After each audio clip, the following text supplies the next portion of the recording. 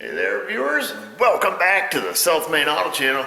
It's got this 05 Dakota here, coming in with the money light on, PO301 and a PO300, so a random cylinder misfire and then a number one cylinder misfire are the codes that it's throwing. I looked at it Friday there before I went home, and you know, I've driven this truck a few times now and I can't seem to duplicate the symptoms. I've tried, you know, light load, heavy load, misting it down, you know, various, you know, scenarios, hot soaks, you know, you name it, I've tried it, and I can't get so much as, you know, a misfire counter to come up on this, but sure as heck, you know, if the customer drives it, then, you know, it'll happen on occasions. One thing I did notice looking at freeze frame data was during the event, the fuel trims are -25 long term and -25 short term, so it's pulling away fuel only from bank one when this happens. Now, this is pretty common on a Chrysler. The upstream O2 sensor will go bad. You know, it'll stick, you know, rich or lean, or in this case, you know, it would have stuck rich. The ECM tries to take away fuel because of the rich command that's being sent to it until it finally, you know, starves out that bank and it skips and bucks and carries on. And usually the O2 sensors come back to life and everything's good. I see this quite a bit on Jeeps and Chryslers, so not super uncommon. The catch to this one is the upstream O2 sensor on bank one is brand new in an effort to, you know, resolve this intermittent problem. So with that being said, I've started to look at some data, and that's when I stopped on Friday, because I noticed when the vehicle runs, and it seems to, you know, run well, that the fuel trim on the driver's side bank is at around, you know, total trim is anywhere from -18 to, you know, -20, depending on temperature and load of the engine. So I guess with that being said, my thought is, being that we can't make it misfire and duplicate the symptom, how about we look to see why bank one is running so rich in comparison to bank two. You know, why doesn't it set rich codes? You know, I don't know, because it's way outside the parameters. It's still within fuel control, but, you know, no rich codes for that bank.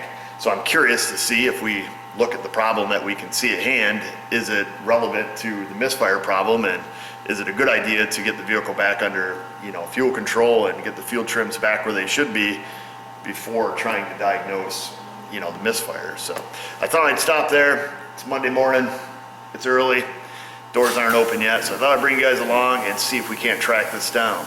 I'm gonna take it started up. The engine's cold right now.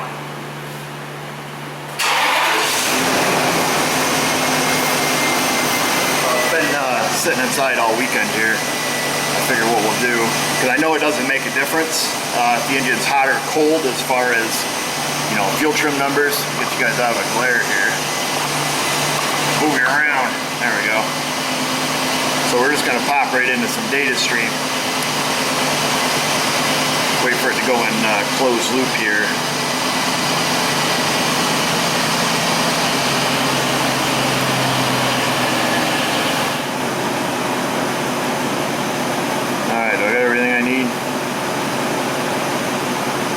So we'll see.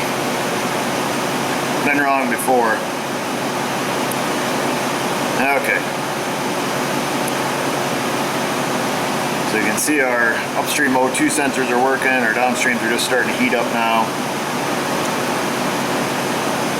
But here's what I'm mostly concerned with. So our fuel trim here on bank one, so this is the bank that, you know, is having the misfire problems. You know, we can look right now, our total trim, you know, is hitting 20, you know, -20. So bank two, however, is running good. You know, I have with that pretty close to zero.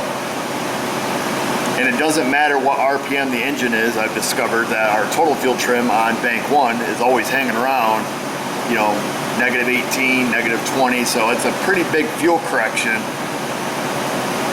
So I just wanted to show you guys kind of where I left off. And, you know, like I say, without making this thing be able to misfire, I want to kind of look at this rich condition that's going on in that bank and see if there's any way it, you know, potentially could be connected. I went ahead, just did check fuel pressure on it. You know, we've got good fuel pressure. I'm going to double check the spec on it to make sure it's not too excessive. I don't believe it is, otherwise we'd be, you know, getting goofed up on bank two also. This is the bank of the engine that we're having a rich condition there with, so I'm going to just shut it off real quick. So our fuel pressure spec says it's 58 psi plus or minus 2, so we look good there. This is kind of where I was left Friday afternoon when I left it here. So, you know, with good fuel pressure, these are MAP engines, there's not a whole lot that can make, you know, just one bank run rich, you know, more so than the other. What I would like to do, or what it was my thought to do next, is I was going to go through and do an injector drop test on it to see if potentially we have, you know, a bad fuel injector on that side that's giving that bank of the engine more fuel than, you know, than this bank. And the reason I want to do that is I suspect, you know, let's say potentially we have an injector that's gone bad and is overfueling that bank, and let's say it intermittently gets, you know, worse. It's just hypothetical. If one injector starts just dumping fuel, the upstream O2 sensor sees that and starts cutting fuel to that whole bank. Can that in turn, you know, cause our misfires on that bank? You know, the PO300, the flashing engine light, and then, you know, let's say the injector corrects itself, and, you know, now everything's back to this when it's back in fuel control. I don't know, but I just have to go with the data that we have, so that's what we're going to do. So first thing we have to do is I'm just going to go through and get the injectors all unplugged here. Lovely red locks on them. We're going to take, you guys probably seen us do injector drop tests before, you know, particularly on GMs that have it built into the scan tool, which is super handy. This one here, we're going to use a dedicated injector pulsing tool that I have. I have an OTC one now. I used to have a, I don't remember who my old one was made by, K Tools or Ken Line or something like that. I really liked it, the way the adapters worked on it. But unfortunately, the wires on it touched one day and I hit the button, and well, it's not really fuse protected, so it went up in smoke, literally. Then I bought this OTC one that I have now. And what we'll do is we'll pressurize the fuel system. The back one's kind of a pisser to get to. We'll pressurize the fuel system, and then the box will, I'll show it to you when we get it out here, we'll pulse the injector the same number of pulses each time, and then we'll measure the amount of fuel pressure drop. That's going to pick for that back one to each injector, and we'll record it and see if any of them drop any more than the others. 1 hour later. That rear connector is a pain in the neck, we'll call it. So here is the little injector pulse tester. I don't know the part number on it. I'll put a link in the description. It gives you an option to pulse, you know, 1 pulse for 500 milliseconds, 50 pulses for 10 milliseconds per pulse, or 100 pulses at 5 milliseconds. So essentially it's a 500 millisecond on time whether you pulse it once 50 times or 100 times, because they all equal 500 milliseconds total. So I guess it really doesn't matter, pick your fancy, I guess. We're going to hook it to the battery positive here. And then this is made for just a regular, I don't know what, Bosch style injector, whatever you want to call them. And then it has a set of adapter leads it comes with the round pins in it. Of course, this connector is not going to fit those injectors. My old tester I had came with a whole bunch of different adapters, which I liked a little more. Not going to lie, but I think what we can do, we'll stick the flat blades down in this. Now, it doesn't matter as far as how you hook it to the injector.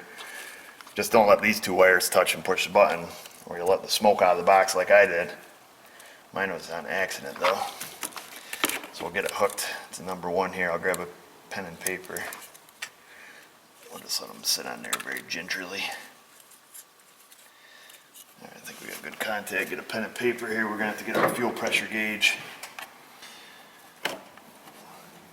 Bleed out any air that's in there. We'll take and cycle the fuel pump, record where it's at, hit the button, record where it drops to, and then continue on down the line here. That's the plan anyways. A little pen and paper, make Ivan happy. So we have the number 1. Let me cycle the key here for us.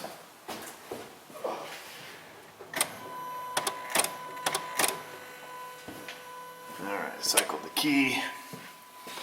Record our fuel pressure, let it steady out here. We're at 56. We'll just put it on 100 pulses because that's fun. So we're at 56 PSI. I'm gonna hit the button. We don't have good connection because nothing's dropping. So I'll let that finish. Let me just write this down here. 56 PSI. All right, make sure it's still there. 56, I'm gonna hold these wires, push the button.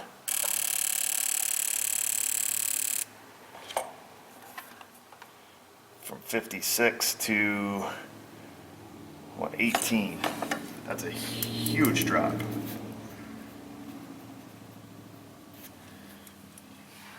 Okay, so now we're just moving on down the line. I think that's a country song, ain't it? Nah, it should be. See if I can hit my target here. God, dang it. Tell you what, let me go cycle the key first, that way I can just hold them wires. Alright, I've cycled the key. This, oops, there where you guys can see it.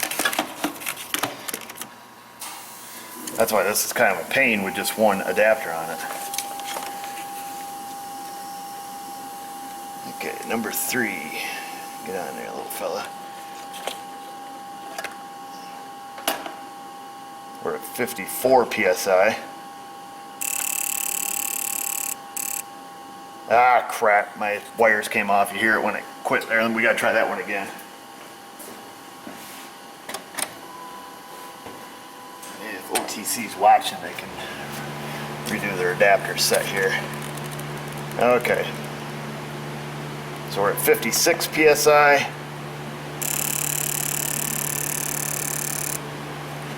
56 to 16. Number 3. 56 PSI. 16. Sorry to bore you folks as I go through this process, but this is just how you do it. So far, that little variance there I'm not too awful concerned with. This is a huge pain.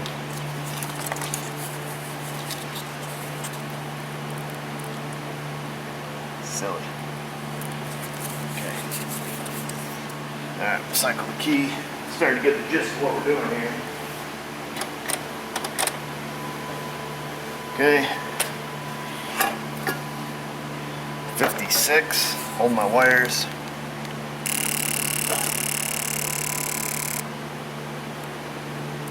(56 to 15).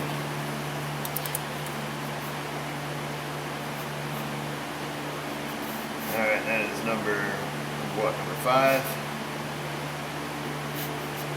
I gotta go back to number 7. I'll go, well, see if I can get back to this one's kind of snug.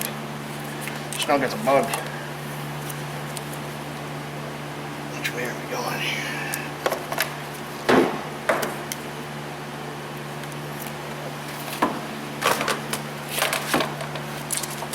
You could probably use your scan tool. See, this is stupid.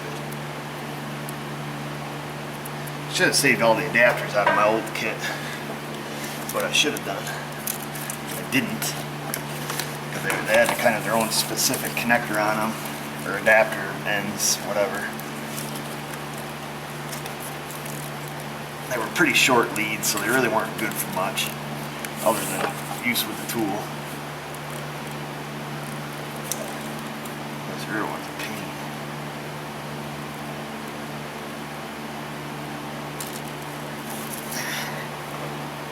Well, I might have to move the camera because I can't see back there. I think we're in. I'll cycle the key.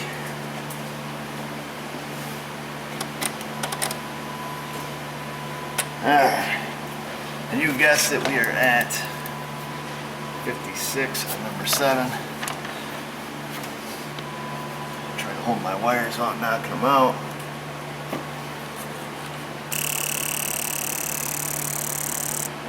Whoa, lady. That one went down to 10 PSI. That's a huge difference.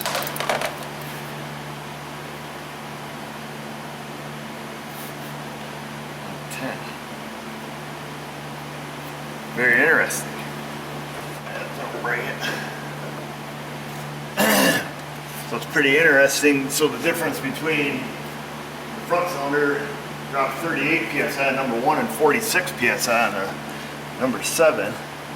It would throw a misfire cylinder or misfire ID for number 1, but then also a PO 300.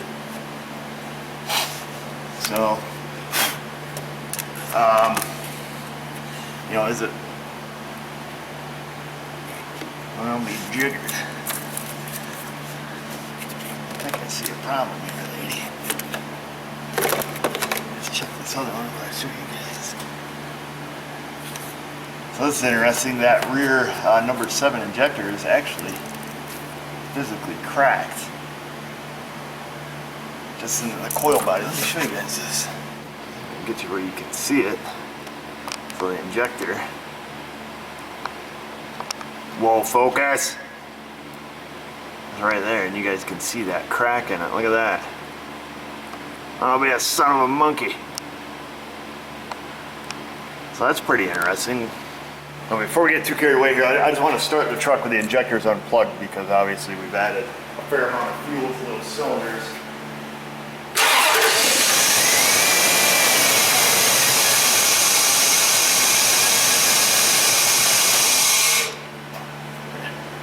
Girl don't run too bad just on 4 cylinders. Alright. So typically when I do this test, I like to go through and do it a second time just to, you know, make sure my numbers are 100%. You know, especially using like this adapter, you know, did you wiggle a little bit and it lost one of the pulses? You know, who knows? So I'm going to take, and I'm not going to bore you guys with that. I'm just going to run through it. It's kind of, I got my interest here that the number 7 cylinder that we did, you know, was dropping 46 pounds versus, you know, 1, 3, and 5, which were, you know, close to 40. That's why I just want to kind of go through and double check these just to see what the results are. Again, sometimes I'll just do it on a single 500 millisecond pulse just to see. I find sometimes that's a little more accurate. But I guess back to my original thought is, so the number 7 injector is, you know, physically broken. Is this a, you know, heat-related issue? I do know when I was looking at freeze frame data, each time that it recorded a fault, the engine was fully warmed up, and the intake air temperature sensor was high, which, you know, indicated to me that is usually, you know, results of a hot soak, because you can't have ambient temperature of, you know, let's say 40 degrees and then intake air temp of 100, usually on that, you know, hot soak restart. So I'm going to go through and do this real quick and I'll let you know my results. All right, well, the results are in. Similar to our first test, just buzzed through it. First 3 cylinders are within 1 psi of each other. Not super concerned about it. However, number 7 though is still skewed about 8 psi different from the rest, you know, dropping more fuel. So my thought, I guess it stands as my original thought. What if that injector, you know, obviously that injector is what's overfueling this bank, or so it sort of appears that way. What if at some point through its warm-up cycle, or perhaps even through the hot soak, like I mentioned that I observed in the freeze frame data, what if during that event, that injector just, you know, goes wide open, dumps a bunch of fuel, and when the ECM is leaning out this side of the engine, you know, now we're causing a misfire on the 3 cylinders that are actually good and not the one that's flooding out. So that's kind of my thoughts on that. I'm going to talk with the customer. I would like to put an injector in this thing, get this side of the engine back under fuel control, and, you know, kind of move on from there. What's up, Mrs. O? I just came to tell you that I'm not here. What? I'm going to take Evan to the doctor's. Oh, so you get your fancy hair on for me? Huh? So, Hubba. Alright. his appointment's right this morning. Alright, I'll suffer. Okay. Having a family, Yeah. suffering. Poor little man, little guy is sick, so I'm just losing things with that. Alright, have fun, give me a call. Oh yeah. Okay. Bye. Let me know. Okay. Injector is on its way, so we'll wait for that. I'll take care of some stuff in the meantime, grab a blower nozzle, glass off this side of the engine. Hopefully we can just loosen up this injector rail and pop it up and slip it in. That's what I'm hoping for. Like I say, I'll blow some of the dirt, dust, and crap on the end of the rail. Let's see, probably have to spray a little lube around the bottom of them other injectors so that way there we can wiggle them up out of the hole. Hopefully, like I say, just slip that other one in there. Cross our fingers, see what our fuel trim numbers are, and then the vehicle just got to be driven. Likely have to just give it back to the customer to drive. Like I said, I have not been able to duplicate it myself, so we just got to fix what we can see is broken. I suppose it's, you know, it's plausible that, you know, the rich running on this side of the engine is causing that, particularly seeing that injector is physically cracked. You know, I wish I could 100% say for certain, but if it was my own personal vehicle, this is exactly what I would do. I would fix the rich running condition and then, you know, combat the misfire if there is any after that.